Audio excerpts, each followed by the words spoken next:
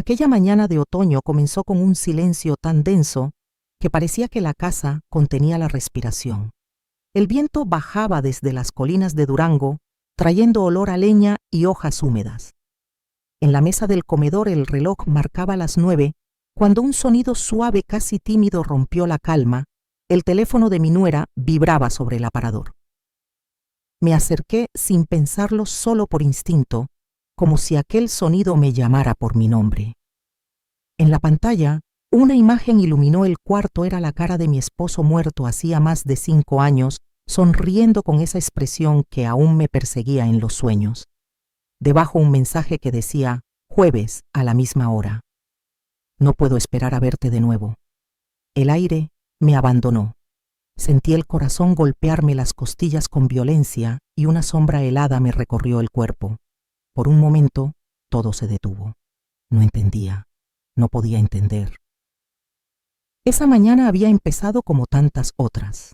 La sierra se vestía de tonos rojizos y dorados, y el frío entraba por las rendijas de las ventanas anunciando que el invierno estaba cerca. Laura, mi nuera, había venido a desayunar conmigo como solía hacerlo los martes, desde que Martín, mi hijo, perdió a su padre.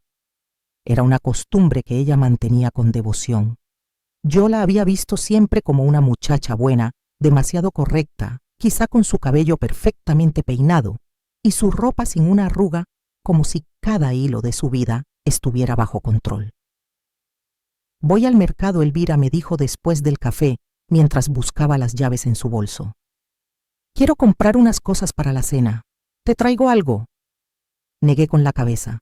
Su amabilidad era tan automática como su sonrisa. Cuando se marchó, la casa volvió al silencio. 15 minutos después el sonido regresó. El mismo zumbido insistente, su teléfono olvidado junto a la puerta. Dudé unos segundos. Nunca había sido curiosa ni entrometida, pero algo me empujó. Tal vez es algo urgente, pensé. Me acerqué y lo vi de nuevo, la cara de Julián, mi marido, sonriendo en la pantalla. No era una foto vieja. Su camisa azul, el fondo del retrato, nada me resultaba familiar. Mis manos comenzaron a temblar. Deslicé el dedo y apareció el mensaje: jueves a la misma hora.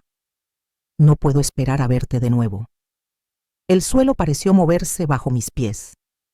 No podía ser. No era posible. ¿Cómo podía haber mensajes recientes de un muerto? No debía hacerlo, lo sabía, pero la necesidad de entender fue más fuerte que cualquier principio.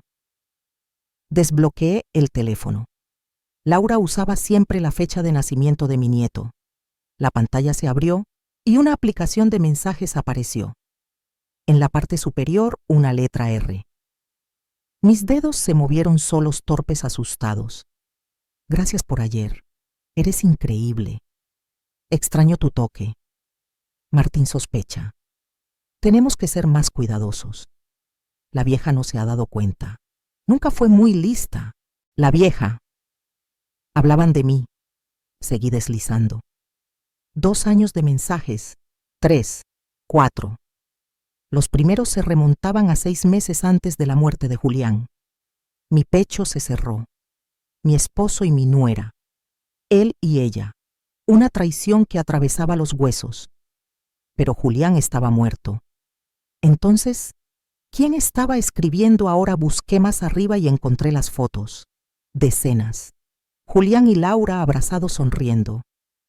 En algunas reconocí nuestro viejo granero, aquel que él aseguraba haber vendido. En otras, un lugar desconocido, una cabaña junto a un lago. Las fechas. La más reciente era de hacía una semana. Sentí náuseas. El corazón me dolía como si alguien lo apretara con las manos. El motor de un coche sonó en la entrada. Laura había vuelto. Dejé el teléfono en su sitio exacto y respiré profundo, intentando que mi rostro no delatara nada. En la cocina me quedé quieta con el pulso golpeando en las sienes. La puerta se abrió. Elvira, creo que olvidé mi celular, dijo ella, con su voz amable, la misma de siempre. Está en el aparador, respondí. Mi tono sonó extrañamente sereno. Escuché sus pasos. Su perfume se mezcló con el olor del café frío. Pensé en las fotos, en los mensajes, en mi marido que no estaba y en esa mujer que ahora fingía. ¿Qué era aquello? ¿Un juego cruel, una mentira elaborada o algo peor? Ella apareció en la puerta con una sonrisa impecable, el teléfono ya en la mano. Aquí está. Sería un desastre perderlo hoy. La observé detenidamente. Busqué en su rostro un temblor, una sombra, cualquier grieta. Nada. Era una actriz perfecta. ¿Necesitas algo del mercado?, preguntó mientras guardaba el móvil en su bolso. No, gracias, dije, forzando una sonrisa. Entonces nos vemos más tarde, respondió dándose la vuelta. La puerta se cerró, y en ese instante el silencio volvió a llenarlo todo. Pero ya nada era igual. En algún lugar bajo ese silencio, algo oscuro acababa de despertar. En cuanto la puerta se cerró tras ella, sentí que las piernas me fallaban y me dejé caer en la silla de la cocina. Todo mi mundo se había venido abajo. El hombre, con quien compartí casi toda mi vida, mi compañero, mi refugio, me había traicionado con la esposa de mi propio hijo. Y ahora, años después de su muerte, alguien seguía alimentando esa mentira, prolongando una sombra que se negaba a morir. Necesitaba saber la verdad aunque me desgarrara. Necesitaba entender quién estaba detrás de esto. Por mí, por Martín, por la memoria de nuestra familia. Pero ¿por dónde empezar? ¿A quién podría acudir? ¿Quién creería a una viuda vieja hablando de mensajes que llegan desde el más allá? Nadie. Estaba sola en medio de este laberinto. Solo había algo claro: el jueves descubriría quién se reunía con Laura. Y entonces al fin entendería cómo se había podrido el corazón de mi casa. Esa noche no dormí.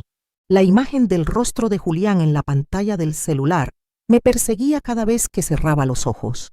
¿Cómo pude no ver nada? ¿Cómo pasaron los años frente a mis narices sin que notara el olor de la mentira? Los jueves, los malditos jueves. Decía que iba a jugar boliche con sus amigos, una costumbre que empezó poco antes de enfermarse. Es bueno para mí. Elvira me decía siempre. El doctor dice que necesito moverme más por el corazón. Y yo, ingenua, sonreía creyendo que hablaba del cuerpo. Ahora entendía, era el alma lo que se movía, pero hacia otra mujer. No había boliche, había Laura, había traición. A la mañana siguiente Martín me llamó. Su voz arrastraba un cansancio viejo. Mamá, voy a pasar por la oficina de papá. Necesito recoger unos documentos. ¿Quieres que te lleve algo de la ciudad? Dudé. Debía contárselo. No todavía. Necesitaba pruebas, no solo los mensajes que vi por accidente. No, hijo. Estoy bien. Cuando colgué, una idea empezó a tomar forma. La oficina de Julián. Si había respuestas, estarían allí. El despacho estaba en el sótano, donde el aire olía a polvo y recuerdos. Martín rara vez bajaba. Desde que tomó el mando de la hacienda, prefería mantener todo igual, como si mover algo de su padre rompiera un hechizo. La llave seguía en su escondite, detrás del viejo cuadro de los girasoles. Julián nunca cambiaba sus costumbres. Abrí el cajón inferior. Papeles ordenados con precisión, contratos, correspondencia, nada sospechoso, hasta que vi bajo una pila de extractos bancarios una caja de madera, pequeña, pulida, desconocida. El corazón me martillaba el pecho cuando la abrí. Dentro fotografías, no las de familia que colgaban en el pasillo. Estas eran distintas: Laura y Julián abrazados en una cabaña frente a un lago. Él sonriendo como no lo hacía conmigo desde hacía años.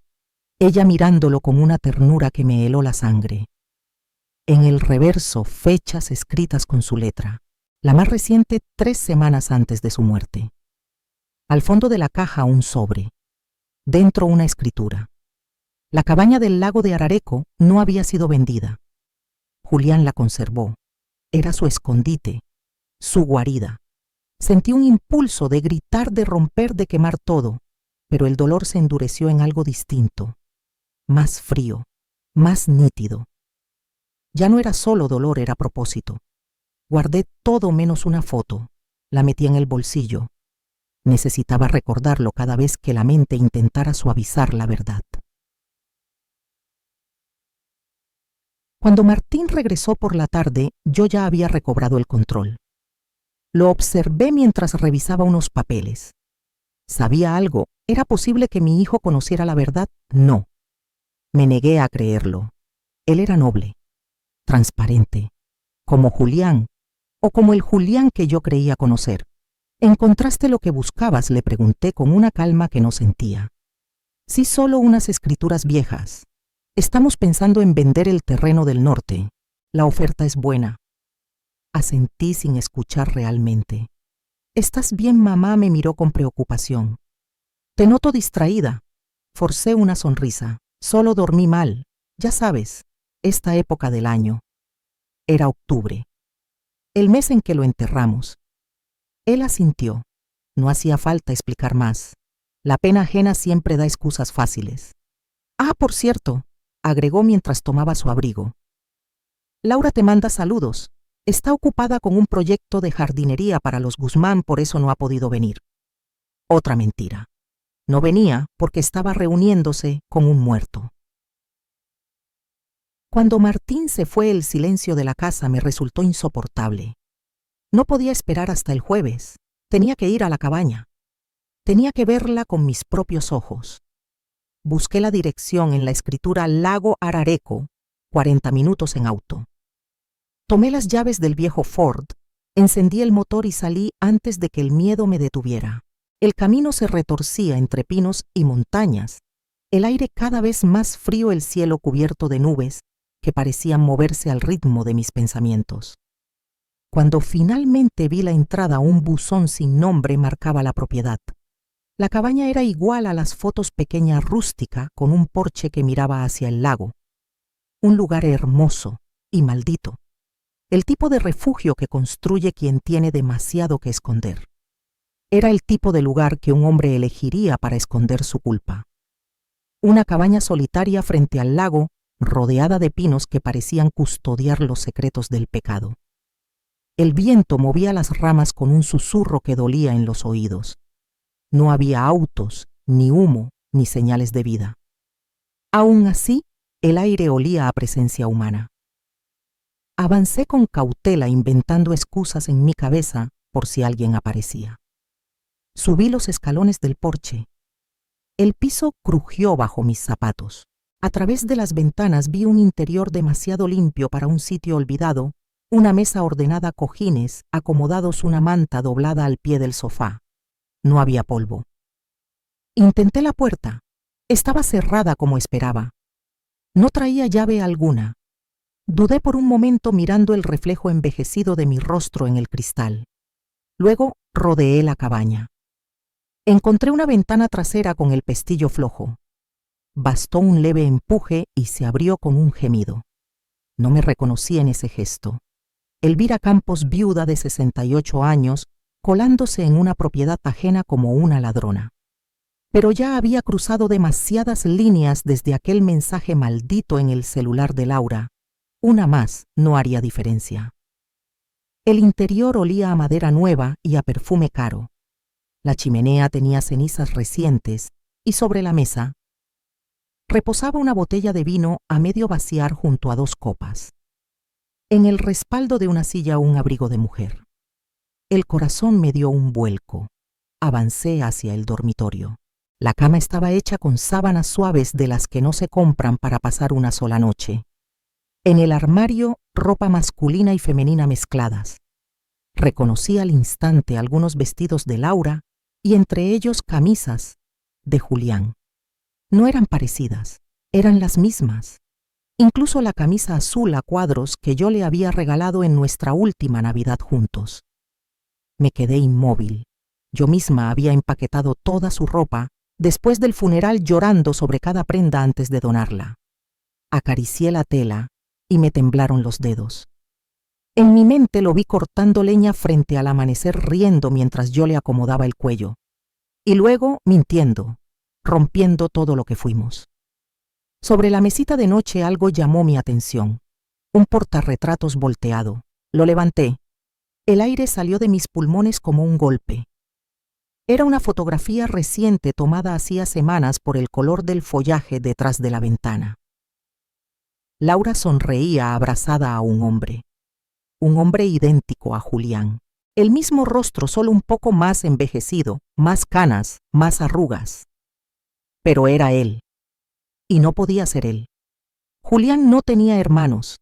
No había ningún pariente que se pareciera tanto. Entonces, ¿quién era ese hombre y por qué vivía en la piel de mi esposo?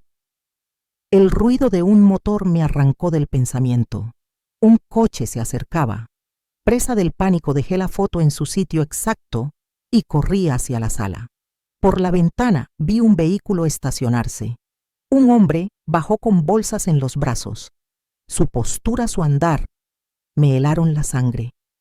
Corrí hacia la ventana trasera, me escabullí afuera conteniendo la respiración. Rodeé la cabaña agachada entre los arbustos hasta llegar al coche. Me lancé dentro y encendí el motor sin mirar atrás. El polvo del camino me envolvió mientras escapaba. A unos kilómetros tuve que detenerme.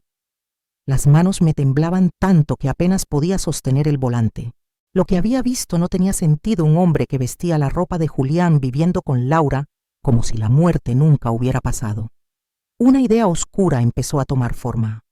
¿Y si Julián no estaba muerto? No. No podía ser. Yo vi su cuerpo. Toqué su mano fría. Lo velé. Pero, ¿y si el cuerpo en ese ataúd no era él? El horizonte giró frente a mis ojos. Una verdad horrible comenzaba a levantar el velo. La mañana siguiente me encontró sin dormir. Toda la noche repasé los últimos 5 años, cada recuerdo, cada mínima grieta en la historia de su muerte. A Julián se lo llevó supuestamente un infarto. Yo estaba en la ciudad comprando medicinas. Cuando regresé, lo hallé tirado en su oficina. Fue Laura quien llamó a la ambulancia con una calma que entonces interpreté como fuerza. Ella había dicho que solo estaba de paso entregando unos documentos de Martín. Demasiada casualidad. Ella tomó el control de todo el funeral, los papeles, las llamadas. Yo apenas respiraba. Él no querría que lo vieran así, me dijo el agente funerario cuando insistí en ver el cuerpo. En ese momento me pareció razonable. Ahora sonaba a conspiración. Una obsesión se apoderó de mí. Tenía que ver la tumba. Tenía que asegurarme de que Julián realmente estaba allí. Me vestí sin pensar. El amanecer teñía de naranja los muros cuando tomé las llaves del coche. El pueblo aún dormía. En el cementerio el aire era denso y el rocío cubría las lápidas. Caminé hasta la suya. Julián Campos García, 1150-2020. Esposo, padre y abuelo amado. Leí las letras grabadas y sentí el peso del ridículo. ¿Qué esperaba? Una nota escondida, una tumba vacía. Aún así no podía irme. El mármol estaba frío bajo mis dedos. El viento soplaba levantando hojas secas. No podía abrir la tierra, pero algo dentro de mí ya había sido desenterrado. De regreso a casa, giré el volante sin pensarlo. Frené frente a la comandancia. Necesitaba respuestas. Y solo había una persona en la que aún confiaba: el comandante Salgado. Su oficina olía a cigarro viejo y café recalentado. Él me recibió con una sonrisa cansada. ¿Qué te trae por aquí, Elvira? Problemas con la hacienda. En realidad, es algo un poco fuera de lo común, respondí sintiendo cómo la voz se me quebraba antes de empezar a hablar. El principio del fin acababa de comenzar. No sabía por dónde empezar. Las palabras se me atoraban en la garganta, pero al final logré articular algo. Digamos que, hipotéticamente, ¿cómo haría alguien para fingir su propia muerte? El comandante Salgado levantó una ceja intrigado. Esa es una pregunta muy concreta para ser hipotética. Es simple curiosidad. Mentí fingiendo un aire de ligereza. Últimamente he estado leyendo demasiadas novelas policíacas. Salgado soltó una breve risa y se recostó en su silla metálica, que chirrió al moverse. Bueno, no es tan sencillo como lo pintan en el cine. Se necesita un certificado de defunción y eso implica un médico que colabore o que no se dé cuenta del engaño. Luego viene el cuerpo o la explicación convincente de su ausencia y finalmente todo el papeleo: identidad, seguro, documentos oficiales. Pero, ¿es posible?, pregunté apenas respirando. Posible, sí. Fácil. Ni de lejos, contestó observándome con una tensión incómoda. ¿Estás bien, Elvira? Perfectamente, respondí demasiado rápido poniéndome de pie. Es solo para un club de lectura. Gracias, comandante. Salí antes de que pudiera hacer más preguntas. El aire fuera de la comandancia olía a tierra caliente y gasolina. Sabía que estaba cruzando una línea, una de esas de las que ya no se vuelve. Por la tarde fui a la ferretería del pueblo. Compré una pequeña cámara inalámbrica, de esas que se usan para vigilar casas vacacionales. El joven vendedor me explicó cómo conectarla al teléfono. No era espionaje de película, pero serviría. Cuando el sol comenzó a caer tras las montañas, tomé el coche y regresé a la cabaña del lago. El camino estaba desierto. El coche que había visto el día anterior ya no estaba. Entré otra vez por la ventana trasera con movimientos rápidos calculados. Coloqué la cámara en una esquina alta del salón con vista a la puerta y parte del dormitorio. La batería duraría unas 48 horas. 2 días para descubrir quién se atrevía a seguir invocando el nombre de mi marido muerto. Antes de irme, algo llamó mi atención: una cajita de medicinas en el baño. La tomé. Pastillas para el corazón recetadas a nombre de Jaime Suárez. El eco del nombre me estremeció demasiado, parecido a Julián Campos, como para ser coincidencia. Me marché con la certeza creciente de que lo que estaba a punto de descubrir podía destruir lo poco que quedaba en pie. El miércoles recibí una llamada de Martín. Mamá Laura y yo iremos mañana a cenar contigo, dijo. Un escalofrío me recorrió la espalda. ¿A qué hora piensan venir?, pregunté con voz neutra. A las 7, si te parece bien. Perfecto, mentí. Eso significaba que el encuentro secreto de Laura sería antes. Esa noche no pegué los ojos. Abrí una y otra vez la aplicación de la cámara. La pantalla mostraba la cabaña vacía, envuelta en penumbra. El jueves por la mañana una notificación vibró en mi celular. Alguien había entrado. Con los dedos helados abrí la transmisión.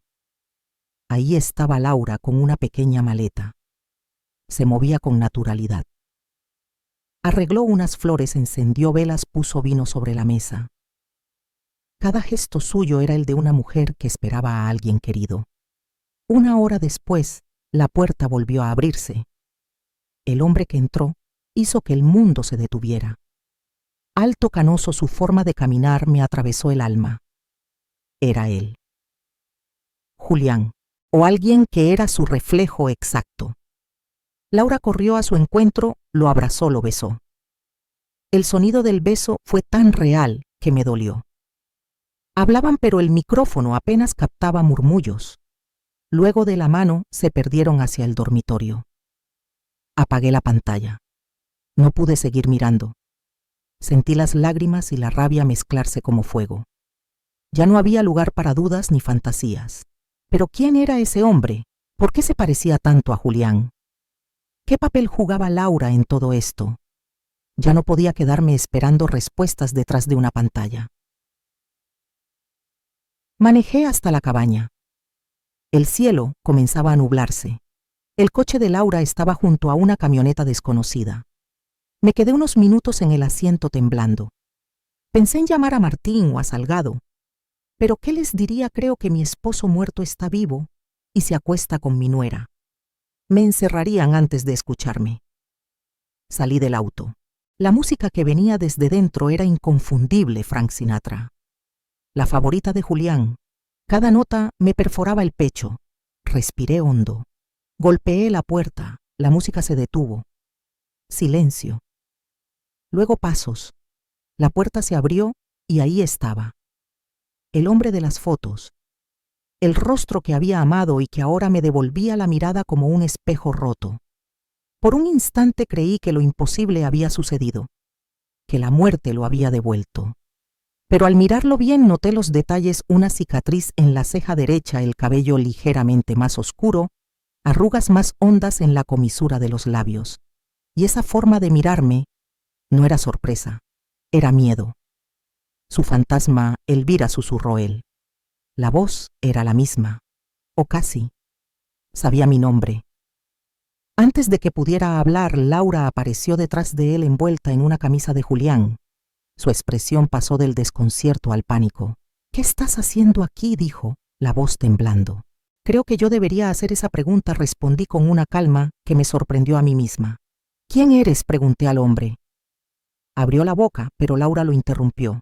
«Elvira, por favor, vete». «No quieres saber esto. En realidad es exactamente lo que quiero saber. Estoy harta de las mentiras. ¿Quién es este hombre? ¿Por qué usa la ropa de mi esposo muerto? ¿Por qué se hace pasar por él?». Ellos se miraron. Un intercambio silencioso. «Culpable». Él suspiró y apartó la vista. «Será mejor que entres», dijo finalmente haciéndose a un lado. Entré. El aire dentro olía a vino y cera derretida. Sentí que cruzaba el umbral de un sueño enfermo, o tal vez el de una verdad que llevaba años esperándome. «Voy a vestirme», murmuró Laura, desapareciendo hacia el dormitorio. Quedé sola con aquel hombre, el extraño que llevaba en su rostro la sombra de mi esposo. Me observaba con una mezcla que no supe descifrar: miedo, remordimiento y algo que rozaba la compasión. «¿Quién eres?», repetí la voz, apenas un hilo. «Mi nombre es Ricardo Campos», dijo con un tono tan bajo que apenas lo oí. «Yo soy, o fui, el hermano gemelo de Julián». El aire me abandonó. No, eso era imposible. Julián siempre dijo que era hijo único. Ricardo esbozó una sonrisa que dolía mirarla. Eso fue lo que él quiso que creyeras. Julián era un hombre que sabía borrar su pasado cuando le convenía. Nuestros padres biológicos nunca supieron que éramos dos. La adopción fue cerrada. Yo crecí en Monterrey. Se sentó en el sofá y me indicó que hiciera lo mismo, pero no pude moverme. Lo supe hace 6 años, continuó. 1 año antes de que él muriera. La cronología cuadraba, pero mi mente se negaba a aceptarlo. «¿Cómo lo encontraste?», pregunté con dificultad. «No lo encontré yo. Fue él quien me buscó». Tomó aire como si cada palabra pesara toneladas. Me habían diagnosticado cáncer. Los médicos insistieron en buscar familiares biológicos para un posible trasplante. Cuando los resultados llegaron, descubrí que tenía un hermano gemelo idéntico, Julián. En ese momento, Laura volvió ya vestida. Su rostro era una máscara. «Entonces se conocieron», dije, intentando ordenar los fragmentos. Ricardo asintió. «Sí. Fue extraño al principio, verme reflejado en otro hombre. Éramos tan parecidos que resultaba inquietante. Hablábamos igual, teníamos los mismos gestos, solo diferíamos en la enfermedad. Excepto por el cáncer», murmuré. Él bajó la mirada. «Exacto. Fue entonces cuando conociste a Laura», dije, sin apartar los ojos de ella. Mi nuera estaba pálida, pero mantenía la cabeza erguida. «Traicionaste a mi hijo», le dije, «con el hermano que él ni siquiera sabía que existía». «No es tan simple», respondió ella, la voz firme sin un temblor. «Entonces explícamelo. Hazlo simple para mí». Ricardo levantó una mano como para detener el conflicto. «Déjala, Laura. Tiene derecho a saberlo todo». Ella cruzó los brazos respirando hondo. «Julián me donó médula», continuó Ricardo. «Me salvó la vida, pero después cambió. Empezó a decir que su existencia le pesaba, que había tomado malas decisiones. Decía que estaba cansado, que se sentía atrapado. Sentí un nudo en el pecho. Julián nunca me había mostrado infelicidad. Tenía una familia, una hacienda, un hijo», dije con rabia contenida. «Eso era estar atrapado». «No puedo justificarlo», respondió Ricardo con una expresión de vergüenza sincera. «Solo repito lo que él me dijo, que había vivido para los demás y no para sí mismo». Y entonces apareció Laura. Las piezas se encajaron como cuchillos, la esposa de su propio hijo. «Yo no lo planeé», intervino ella. «Pasó. Martín y yo ya estábamos distantes. Quedábamos juntos solo por nuestro hijo. Su voz era gélida. Comenzamos una aventura, dijo al fin con una calma que dolía. La miré con desprecio. Y luego decidieron librarse de mí, le espeté a Ricardo. Fingir la muerte de Julián y tomar su lugar para quedarse con su mujer. No negó él con urgencia. No fue así. Cuando Julián murió yo estaba en Monterrey todavía recuperándome. Entonces él realmente murió, susurré. Laura asintió. Sí, de un infarto como tú crees. Pero no fue tan repentino como parecía. ¿Qué quieres decir? Laura respiró profundo. Julián llevaba meses planeando dejarlo todo a ti, a Martín, la hacienda. Quería venderlo todo y empezar de nuevo conmigo. La traición me dejó sin aire. ¿Y qué pasó? ¿Se arrepintió? No. Bajó la mirada. Tuvo un primer ataque leve mientras estaba conmigo. Lo ocultamos. Los médicos dijeron que debía reducir el estrés, pero él no hizo caso. Decía que la vida era demasiado corta para seguir fingiendo. Ricardo intervino entonces. Fue cuando volvió a buscarme. Tenía una idea absurda que si moría yo tomara su lugar, que así evitaría el escándalo y su familia estaría protegida. Incluso me habló de un seguro de vida. Yo lo escuchaba petrificada. Le dije que estaba loco, añadió Ricardo. Que si quería libertad pidiera el divorcio. Pero Julián no quería vergüenza ni juicios, solo desaparecer. Y murió antes de lograrlo, dije. Sí, confirmó Laura. Ese día tuvo el ataque final. No estaba tomando las medicinas. Quizá fue voluntario, nunca lo sabré. Un mareo me envolvió. Tú lo encontraste. Sí, admitió ella en voz baja. Me llamó esa mañana, decía que no se sentía bien. Cuando llegué ya era tarde. Podrías haberlo salvado, dije, con un hilo de voz. Laura apartó la mirada. No hizo falta respuesta. Me asusté, confesó. Pensé que si la policía investigaba descubrirían lo nuestro. Entonces recordé el plan de él. El de Ricardo. Ricardo pasó una mano por su cabello. Ese gesto, tan idéntico al de Julián, me desgarró. Laura me llamó semanas después del funeral, explicó. Me habló del plan del dinero del seguro. Yo me negué, no quería saber nada, y luego pregunté con amargura. Luego el cáncer regresó, dijo él con resignación en la mirada. Etapa 4. El silencio cayó sobre la habitación como una losa. El reloj marcaba el tiempo y cada segundo sonaba como un golpe de tierra sobre un ataúd. Los médicos me dieron 6 meses, tal vez un año, dijo Ricardo con serenidad. Sin cura posible esta vez, pero eso fue hace 5 años, repliqué. Él asintió. Participé en un tratamiento experimental. Contra todo pronóstico funcionó. Estoy en remisión desde hace 4 años. Laura continuó la frase con voz suave. Cuando Ricardo mejoró, decidimos cumplir lo que Julián había soñado. Cumplir. Mi voz se quebró. ¿Cumplir qué? Su plan de empezar de nuevo, respondió ella. No por dinero, sino porque nos enamoramos. Los miré horrorizada.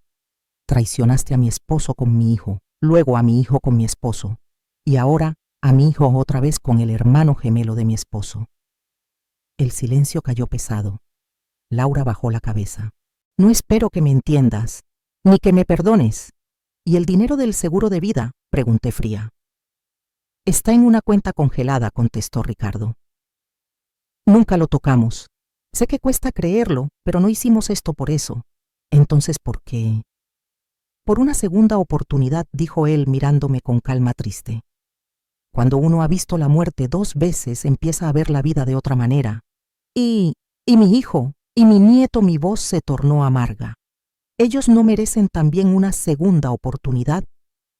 Pero sin mentiras, Laura observó sus manos como si quisiera esconderse en ellas. Voy a dejar a Martín pronto, confesó al fin. Ya comencé el proceso. Será un divorcio tranquilo con custodia compartida de Andrés. Y le contarás la verdad sobre Ricardo y Julián. No, dijo mirándome fijamente. Y espero que tú tampoco lo hagas. Su petición me dejó helada. ¿Cómo podía guardar algo tan monstruoso? ¿Cómo mirar a mi hijo sin que la vergüenza me consumiera? Pero entonces recordé a Julián, al hombre con quien compartí 4 décadas, y que al final planeó abandonarme como si nuestro matrimonio hubiera sido solo un papel más en su colección de mentiras. Había sido tan fácil para él. Tantos años, tan descartables. Alguna vez me amó la pregunta, escapó de mis labios antes de que pudiera contenerla. Ricardo pareció sincero. No puedo hablar por él. Solo lo conocí el último año, pero te respetaba. Respetaba. No amaba, no extrañaba, no lamentaba. Respetaba. Laura intervino con voz medida. Julián llevaba tiempo sintiéndose infeliz. Decía que lo de ustedes ya no era amor, solo costumbre. Sus palabras me atravesaron. Yo lo había amado incluso en los silencios, incluso en la rutina. Y para él, yo era solo eso, la rutina. ¿Irás a la cena esta noche?, pregunté de pronto. Laura parpadeó desconcertada. Sí.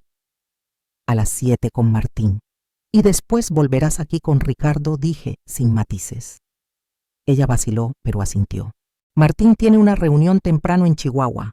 Dormirá allá. Andrés se quedará en casa de un amigo. Yo planeaba venir después. Su tono metódico, casi práctico, me revolvió el estómago.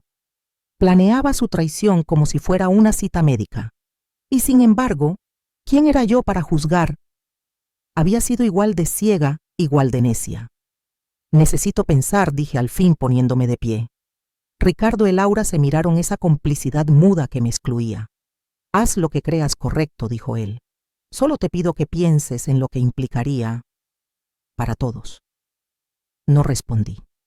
Salí de la cabaña. En el coche las lágrimas finalmente cayeron calientes, incontrolables.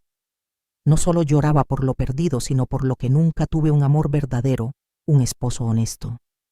Julián nunca me amó como yo lo amé. Si la muerte no lo hubiera alcanzado, me habría dejado sin mirar atrás. Yo era la tonta de esta historia. La viuda ingenua que todos engañaron. Conduje de vuelta a casa, el paisaje desdibujado por mis lágrimas. Aún tenía que enfrentar esa cena. Una cena donde fingiría normalidad frente a mi hijo, sabiendo que su mundo estaba por derrumbarse. Mientras preparaba la comida, la casa estaba silenciosa. El reloj marcaba las 6. El olor del guiso se mezclaba con el de la tristeza. Y entonces una idea empezó a crecer en mi mente. Una idea oscura, fría. Si no podía tener justicia, tal vez podría tener paz. Fui a la alacena. Detrás de las conservas estaba el frasco viejo de pastillas para dormir. El médico me las recetó después de la muerte de Julián, cuando el insomnio me consumía. Pastillas pequeñas, inofensivas, pero suficientes para que alguien durmiera para siempre. Sostuve el frasco entre las manos. Sería tan fácil. Unas cuantas en la copa de vino de Laura. Una tragedia, una accidental sobredosis. Nadie sospecharía. Pobrecita, estaba perturbada últimamente, dirían. Destapé el frasco. Las pastillas cayeron en mi palma blancas como perlas. Podrían acabar con todo, con la humillación, con las mentiras. Pero entonces pensé en Martín, en Andrés, en lo que quedaría de ellos si yo seguía ese camino. Pensé en mí, en la mujer que alguna vez fui. Con un suspiro tembloroso devolví las pastillas al frasco y lo guardé en su sitio. No, no sería esa clase de justicia. No me rebajaría a su nivel. A las 7 en punto escuché el motor del coche de Martín. Respiré hondo. Me miré en el espejo y me forcé una sonrisa. Era hora de actuar. Abrí la puerta. Ahí estaban mi hijo y su esposa sonrientes. Laura llevaba un vestido claro y una sonrisa tan impecable que dolía verla. ¿Estás bien, mamá?, preguntó Martín preocupado. Te ves pálida. Solo un poco cansada, respondí guiándolos al comedor. Ha sido un día largo. Durante la cena los observé. Martín hablaba de la hacienda, de proyectos del futuro. Laura asentía, sonreía, decía lo justo. Y yo, la viuda vieja y torpe, por fin veía todo con claridad. ¿Y cómo están entre ustedes?, pregunté de pronto, cortando la conversación. El silencio que siguió fue tan denso que hasta los cubiertos dejaron de sonar. Martín pareció confundido por la pregunta. Laura se quedó quieta, la copa de vino detenida a medio camino entre la mesa y sus labios. ¿Cómo dices, mamá? El matrimonio, repetí despacio. Últimamente parece que apenas se ven. Martín se encogió de hombros incómodo. Estamos ocupados, pero... Bien, verdad, amor. Laura sonrió con esa perfección ensayada que siempre me pareció sospechosa. Claro, solo son etapas, cosas normales entre esposos. Y tú eres feliz. Martín, insistí, manteniendo la mirada fija en mi hijo. ¿De verdad feliz? Me observó con creciente inquietud. Mamá, ¿por qué preguntas eso? ¿Pasa algo? Solo quiero asegurarme, dije, mirando directamente a Laura, de que mi hijo vive la vida que merece, con alguien que realmente lo ame y lo respete. Ella sostuvo mi mirada, y aunque sonrió en sus ojos, vi un destello fugaz de miedo. Martín, ajeno a la tensión, le tomó la mano sobre la mesa. Tengo todo lo que necesito, dijo convencido. Laura apretó sus dedos apenas un segundo antes de soltarlos. La cena continuó entre silencios y frases vacías. Cuando terminamos el postre, Martín se levantó. Mañana salgo temprano a Chihuahua. Será mejor irnos. Laura, ¿puedes ayudarme con los platos antes de irte?, pedí con naturalidad. Y antes de que él protestara, añadí. Martín, revisa la tubería del porche. Creo que volvió a gotear. Mi hijo asintió y salió. La puerta se cerró. El silencio que quedó en la cocina era denso, casi tangible. ¿Qué decidiste?, preguntó Laura, al fin la voz baja contenida. Comencé a recoger los platos sin mirarla. ¿Sabes?, dije. Durante años creí que tenía un matrimonio perfecto, que Julián y yo éramos felices, que conocía al hombre con quien compartía mi vida. Pero todo era mentira. Ella no respondió. Esperó. Él nunca me amó como yo lo amé. Suspiré. Estaba conmigo por costumbre y planeaba dejarme. Me giré hacia ella. No voy a contarle a Martín lo tuyo con Ricardo, ni lo de Julián, no porque tú lo merezcas, sino porque él no merece ese dolor. Laura exhaló aliviada. Gracias.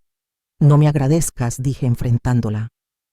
Te dejaré contar el divorcio como quieras con la historia que inventes. Pero escucha bien, si lo lastimas más de lo necesario, si intentas arrebatarle a Andrés, si provocas un escándalo que manche su nombre, entonces lo contaré todo, cada detalle. Su rostro perdió el color. Entendido, murmuró. Y dile a Ricardo, añadí, la garganta apretada, que no se atreva a cruzarse en mi camino. Ver su cara es como mirar un fantasma que me recuerda cada mentira que creí. Él lo entenderá, susurró ella. En ese instante Martín regresó. La tubería está bien, mamá.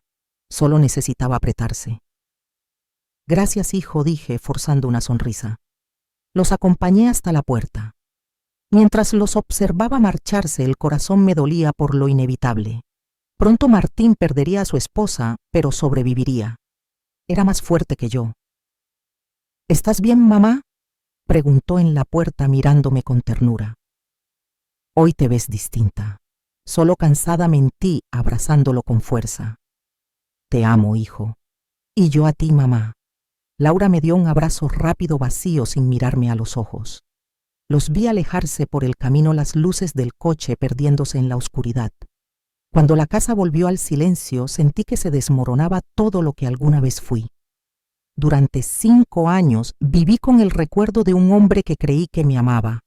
Ahora ni siquiera eso me quedaba. Nada era verdad. Me senté en la vieja silla de Julián en su oficina, mirando las fotografías sobre el escritorio.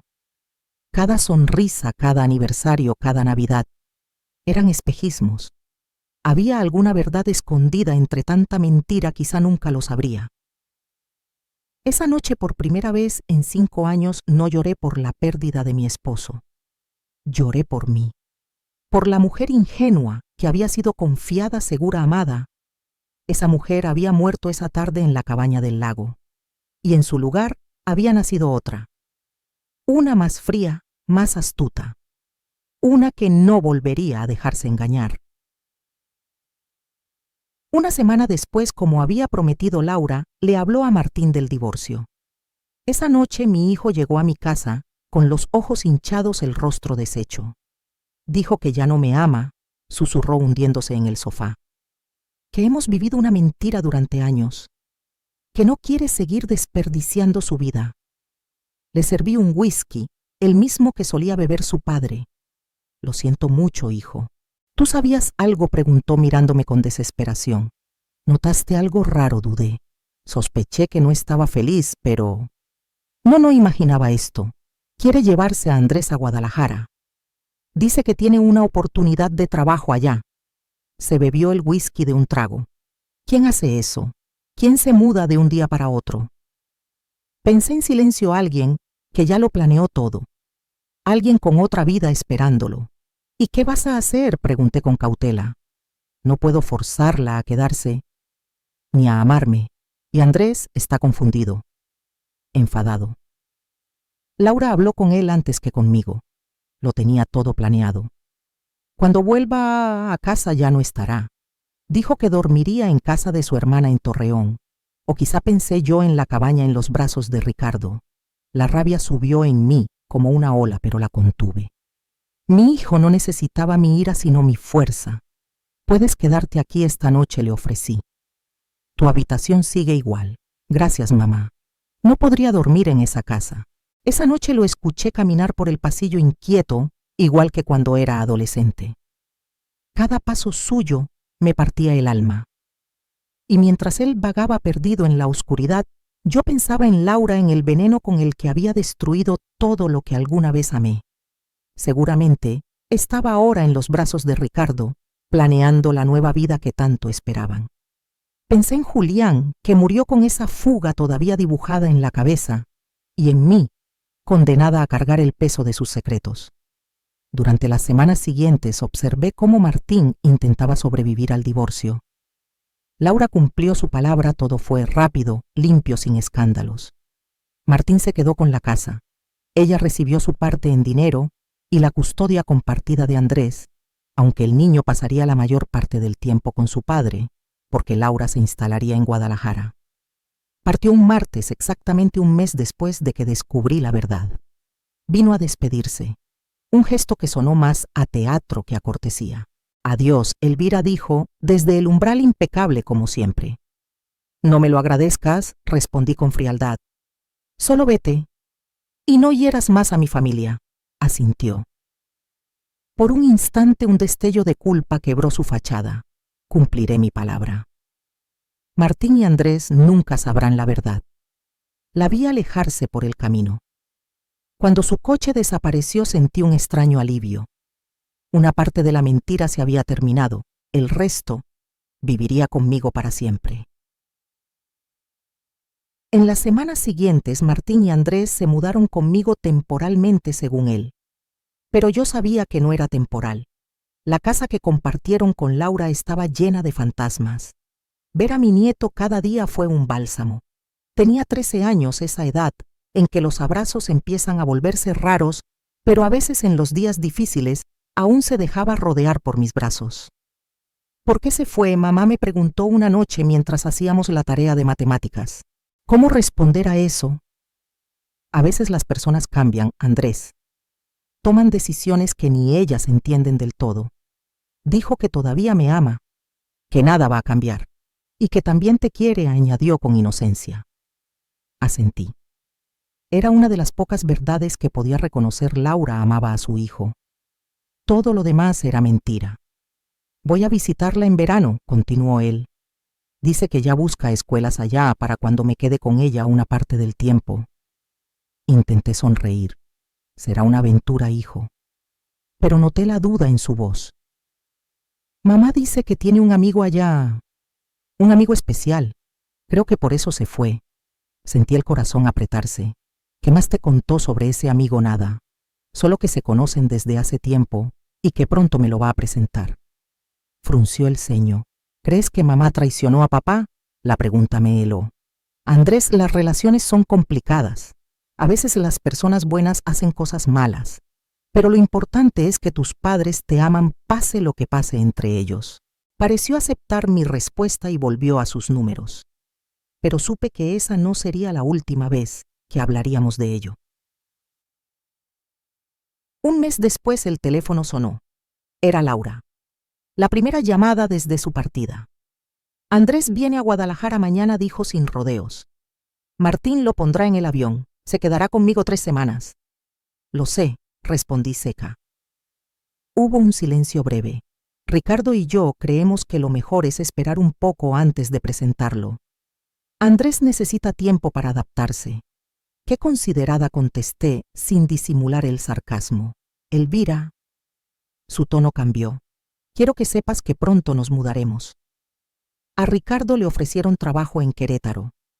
Estaremos más lejos de Guadalajara, 5 horas. Suficiente distancia para esconder un escándalo, y Andrés la custodia seguirá igual. Haré el viaje cuando sea su turno de quedarse conmigo. Es mejor así, menos complicaciones. Complicaciones.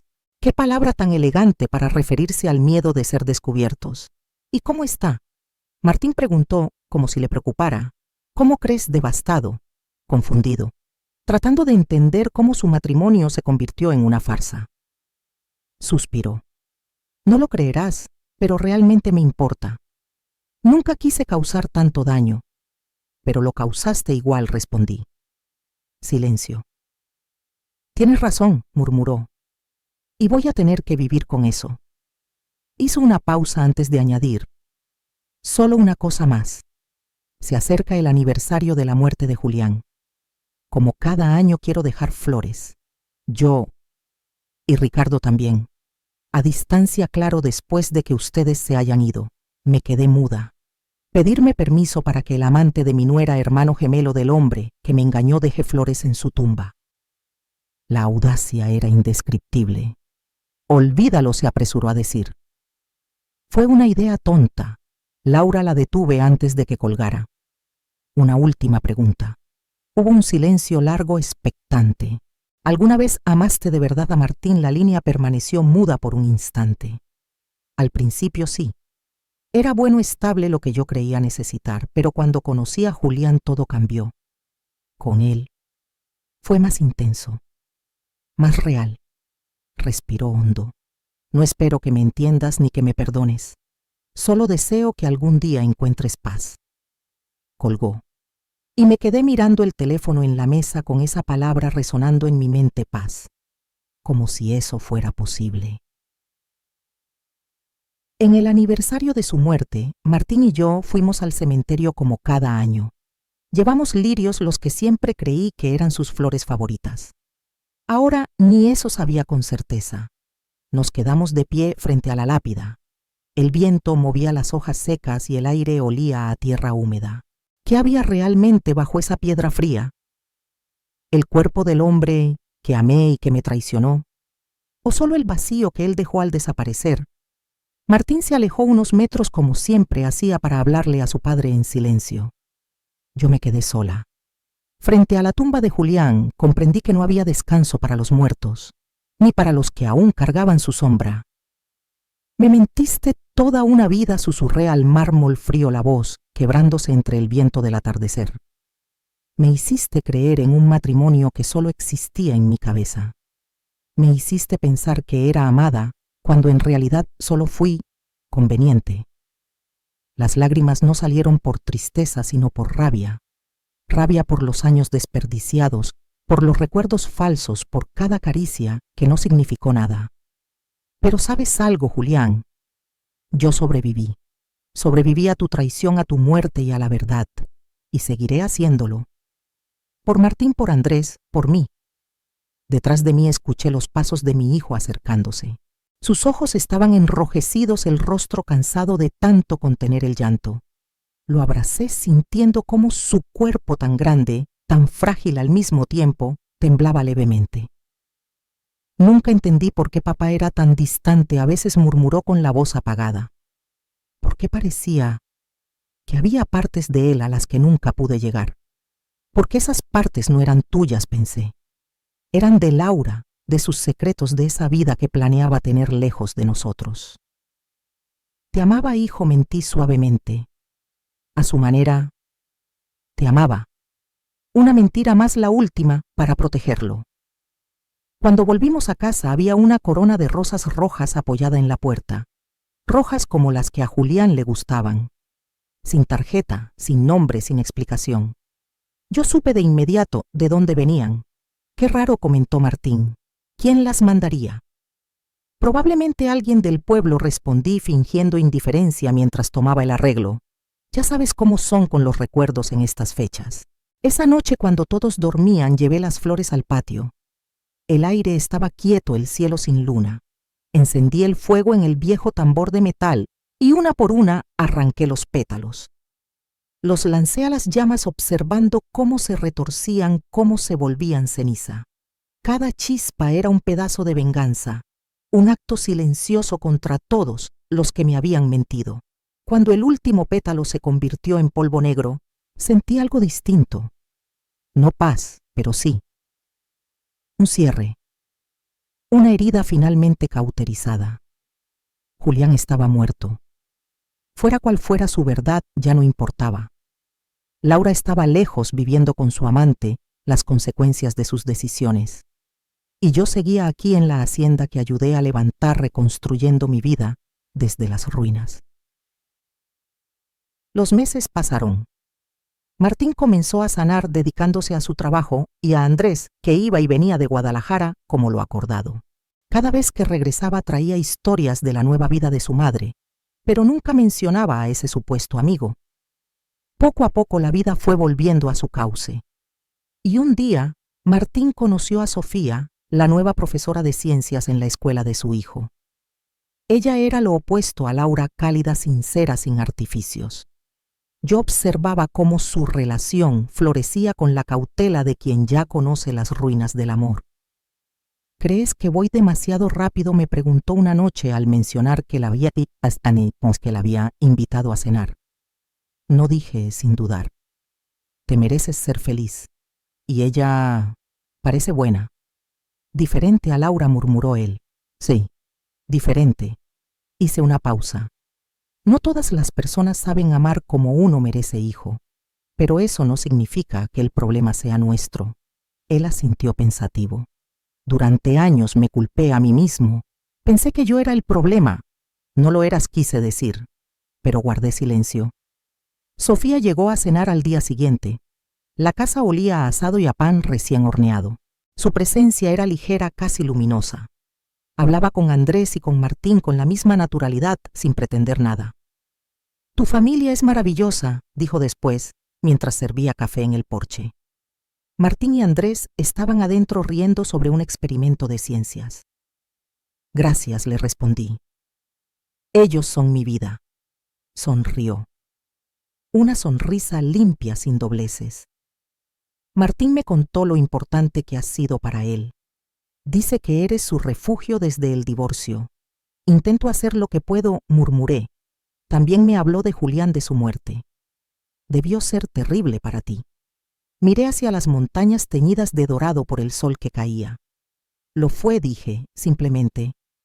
Perder a alguien que amas siempre lo es, pero con el tiempo aprendes a vivir con el dolor, con la verdad, aunque duela. Por un instante pensé que Sofía era el tipo de mujer que jamás mentiría. Pero también recordé que yo alguna vez creí lo mismo de Laura. Así que guardé silencio. Cada quien debe aprender el precio del amor a su manera. Casi un año después, una tarde de otoño, recibí una carta. El sobre no tenía remitente, pero el sello postal decía Querétaro. Dentro una nota breve. Elvira Laura me pidió que le escribiera. Quiso que supiera que Andrés me conoció el verano pasado.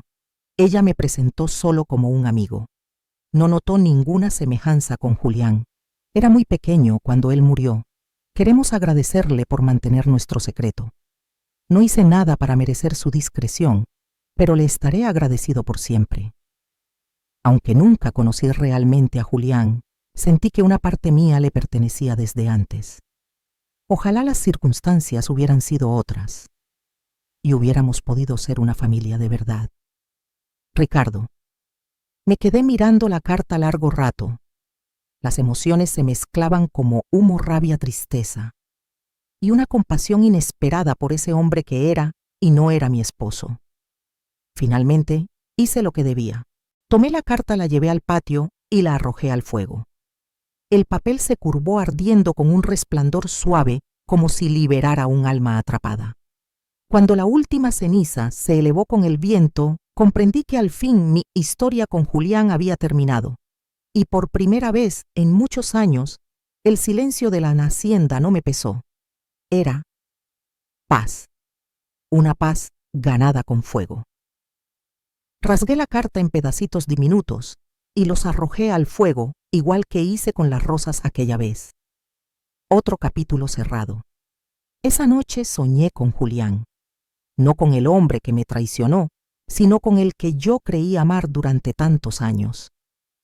En el sueño éramos jóvenes otra vez, bailando bajo las luces viejas del granero donde nos conocimos. Él sonreía con esa sonrisa que solía hacerme sentir como si el mundo entero se detuviera solo para nosotros. ¿Era real?, le pregunté entre la música y el polvo suspendido en el aire. ¿El hombre que amé alguna vez existió de verdad? Julián no respondió. Solo siguió girándome su risa, mezclándose con la melodía mientras todo a mi alrededor se disolvía. Y tal vez esa era la verdad más dura de aceptar, que nunca lo sabría. Nunca sabría si nuestro matrimonio fue una farsa completa o si entre las mentiras hubo, aunque fuera un instante de amor verdadero. Desperté con lágrimas en los ojos, pero también con una extraña paz. Quizás ya no importaba. El pasado estaba enterrado con sus verdades y sus mentiras. Lo que quedaba ahora era el futuro que todavía me pertenecía. Pasaron 2 años. La vida en la hacienda había encontrado un ritmo distinto, más sereno. Martín y Sofía se casaron en una ceremonia sencilla en el jardín, rodeados de jazmines y risas suaves. Andrés, con 15 años, vivía entre dos mundos: la tranquilidad de la hacienda con su padre y su madrastra, y las visitas a Guadalajara, a veces a Querétaro, para ver a su madre.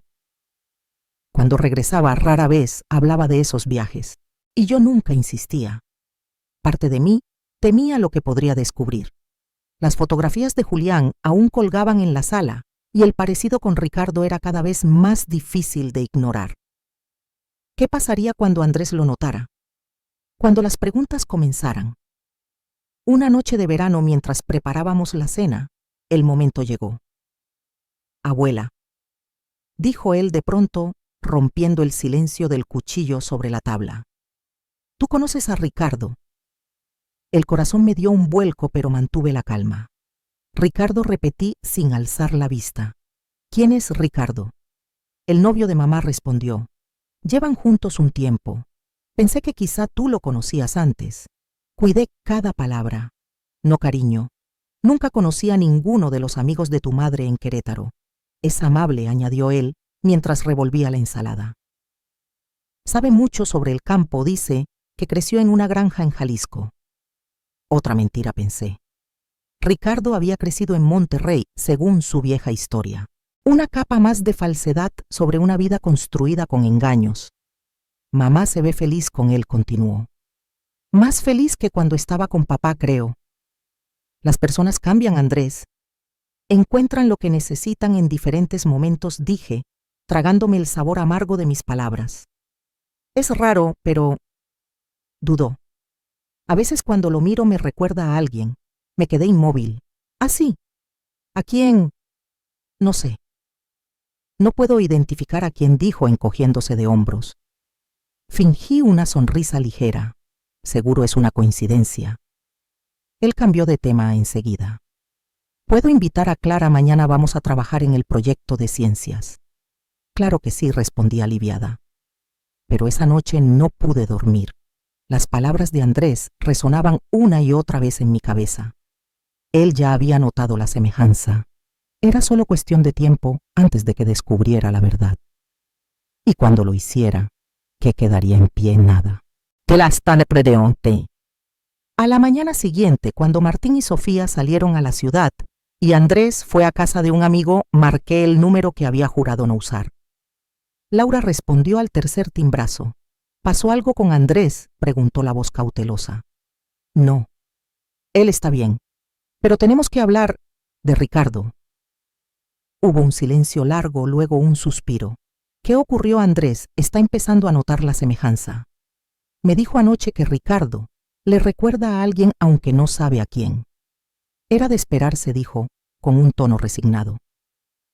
Está creciendo observando más.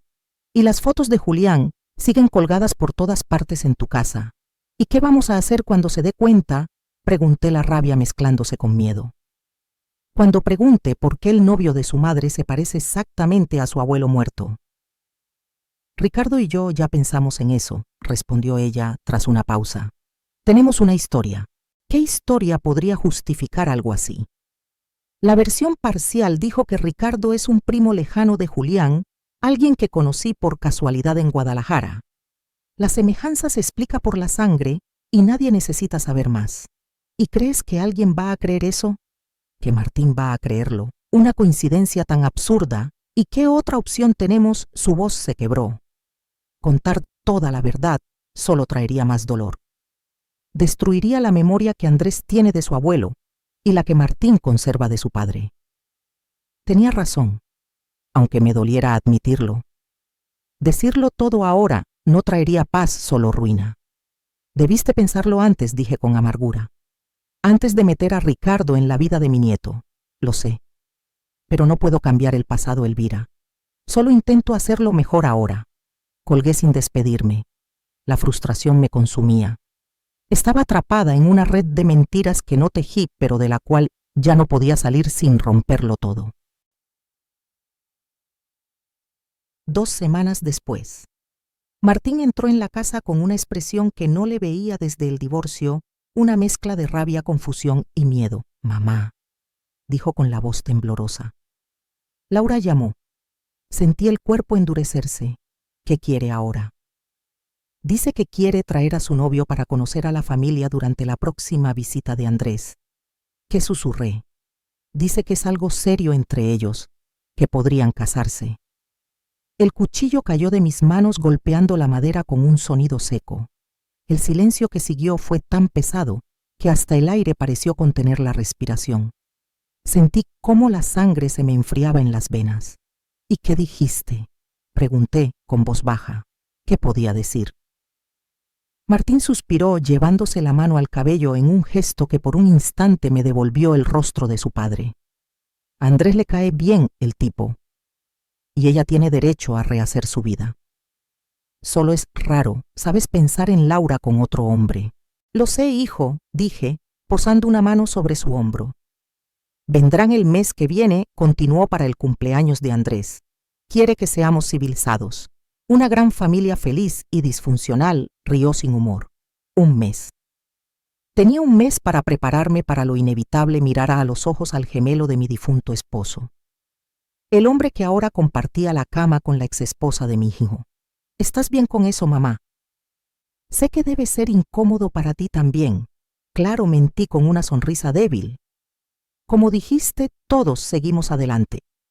Pero dentro de mí temblaba. ¿Cómo reaccionaría al verlo otra vez?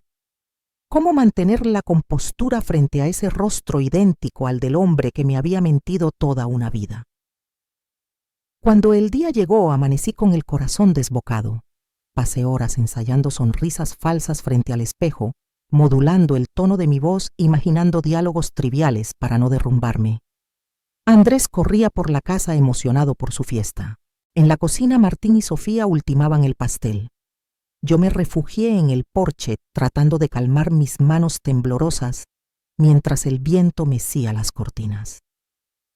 El sonido del motor rompió el silencio. El sedán plateado se detuvo frente al portón. Laura bajó primero, impecable, con ese aire de control que siempre fingía tan bien.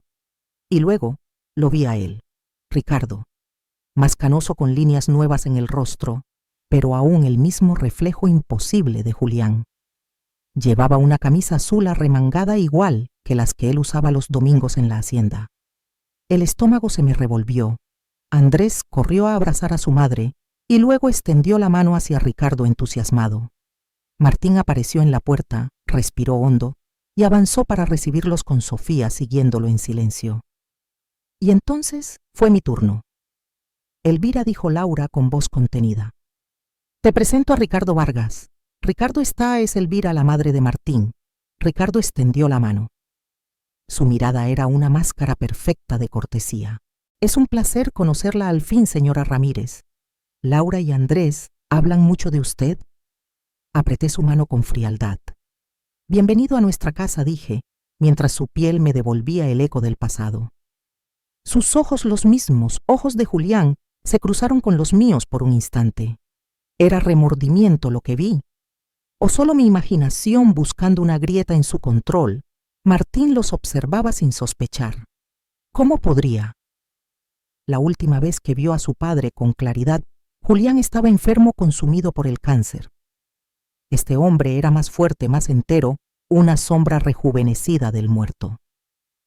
Vamos a entrar, dijo Martín, rompiendo el aire tenso. Andrés está impaciente por abrir los regalos. La tarde transcurrió como una representación cuidadosamente ensayada. Laura, la exesposa amable. Martín, el exmarido maduro. Sofía, la nueva esposa comprensiva. Ricardo, el novio educado. Y yo, la anfitriona sonriente que fingía no saber la verdad. Solo Andrés era real. Corría entre todos con la alegría limpia de sus 16 años, ajeno al teatro que lo rodeaba. En un momento quedé sola con Ricardo en la cocina. Él lavaba vasos, yo guardaba los restos de comida. El silencio era espeso, casi insoportable. ¿Estás bien?, preguntó finalmente en voz baja. Reí sin humor. ¿Qué pregunta más absurda? ¿Cómo podría estarlo él bajo la mirada? Sé que esto no es fácil. Para ninguno de nosotros. Tú y Laura eligieron este camino, le solté girándome hacia él. Nosotros solo estamos tratando de sobrevivir a sus decisiones. Él asintió con resignación. Tienes razón. No tengo excusas. Solo quiero que sepas que cuido de Laura y de Andrés cuando está con nosotros. Intento ser mejor hombre de lo que mi hermano fue. Tú no conociste a Julián, dije con frialdad. Sé lo suficiente, replicó levantando la vista. Sus ojos me atravesaron. Sé que te traicionó, que traicionó a su hijo, que planeaba abandonarlos, que no valoró lo que tenía. Y tú eres tan distinto, respondí cortante, acostándote con la esposa de tu sobrino. No replicó. Solo volvió la vista al fregadero y el silencio entre nosotros fue más elocuente que cualquier palabra. Esa tarde, mientras Andrés reía abriendo sus regalos, observé a Martín atentamente. Buscaba alguna señal de reconocimiento en su mirada, algún gesto de duda, pero no la hubo. Él conversaba con Ricardo con una cortesía distante, ajeno al abismo que los separaba. Cuando la reunión terminó y todos se preparaban para irse, Martín dijo de pronto: Laura, Ricardo, pueden quedarse un momento. Quiero hablar de algo. El corazón me dio un salto. Él sabía, lo había descubierto. Laura pareció palidecer. Claro, Martín. ¿Qué sucede? Es sobre Andrés, en realidad, explicó. Me llamó el consejero de la escuela. El aire volvió a mis pulmones. Solo eso, nada más. Era un susto pasajero. Los tres se quedaron conversando sobre calificaciones, universidad, disciplina. Ricardo opinaba con naturalidad, como si tuviera algún derecho a hacerlo, como si fuera parte de nuestra familia. Y entonces lo comprendí. De alguna forma perversa, Ricardo era parte de la familia. La sangre de Julián corría en sus venas. Era tío de Martín, tío abuelo de Andrés. Un Ramírez disfrazado de extraño. Cuando se marcharon me sentí como quien sobrevive a un temblor, exhausta, temblorosa, pero viva. El novio de Laura parece un buen tipo, comentó Martín recogiendo los platos. Más viejo de lo que imaginaba, pero se nota que la trata bien. Respondí distraída. Es curioso, continuó. Hay algo familiar en él, no logro saber qué. Solté el trapo de cocina. Familiar, ¿cómo? No se dijo encogiéndose de hombros. Quizá la forma en que habla me recuerda un poco a papá. De hecho, muchos hombres del norte tienen ese tono, respondí rápido. A cierta edad, todos suenan parecidos. Él rió satisfecho. Supongo que sí. Luego añadió con ternura. De todos modos es bueno ver a Laura feliz y que Andrés esté tranquilo. Asentí. Y mientras la casa se sumía en silencio, me invadió una certeza amarga. Éramos una familia hecha de fragmentos, unida no por amor, sino por secretos compartidos. Ricardo y Laura no eran solo el pasado disfrazado de presente.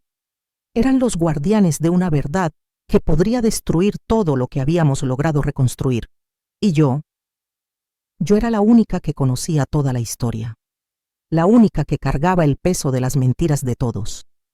A mis 70 años era una carga inmensa, pero también en el fondo un poder.